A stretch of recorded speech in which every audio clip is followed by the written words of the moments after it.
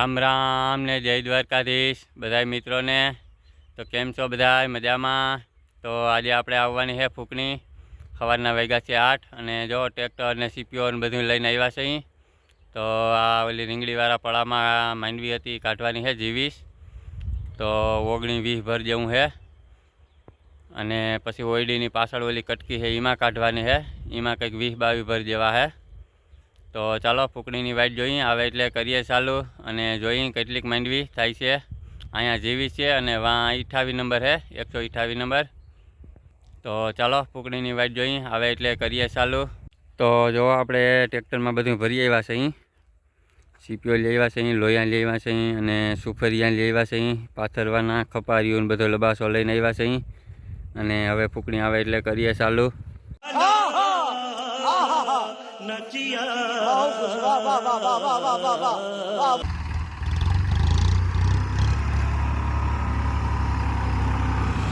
હાલો તો મિત્રો ફૂકણી આવી ગઈ છે અને કરી દીધી છે ચાલુ 20 માંડવીમાં।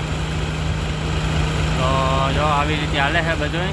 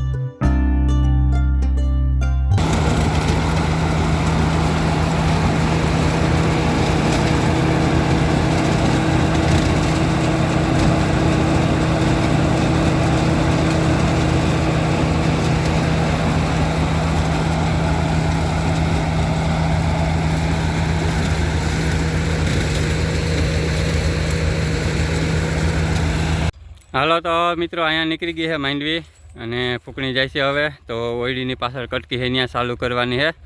તો બપોર થઈ ગયા છે, બપોરા કરીને પછી પાછી ચાલુ કરીએ। તો અહીંયા ઓલી બાજુ ડુસાનો ઢગલો કર્યો છે, અહીંયા માંડવીનો ઢગલો કર્યો છે અને પાછું આ કાંધો પાલને નાખ્યો તો એટલે ઢાંકી દીધો છે હાડીથી। તો એટલી માંડવીથી છે, કોમેન્ટ કરીને કહેજો કેટલીક ગુણીથી છે। તો ચાલો જઈએ હવે ફૂકણીને બધું લબાસો લઈને વાં અને કરીએ ત્યાં ચાલુ માંડવી કાઢવાનું। હાલો તો મિત્રો આવી ગયા છે આ કટકીમાં અને કરી છે માંડવી કાઢવાની શરૂઆત। 128 નંબર માંડવી કાઢી છે અહીંયા। તો આગળ ફૂકણી ચાલુ કરી છે, એક ભર્યું કાઢ્યું છે અને આ બીજામાં શરૂઆત કરી છે। તો 22-23 ભર જેવું છે અહીંયા। તો જો આવી રીતની ઓટોમેટિક હાલે છે બધું અને ઓલી બાજુ માંડવી આવે છે। તો ચાલો એ બાજુ જઈએ અને જોઈએ।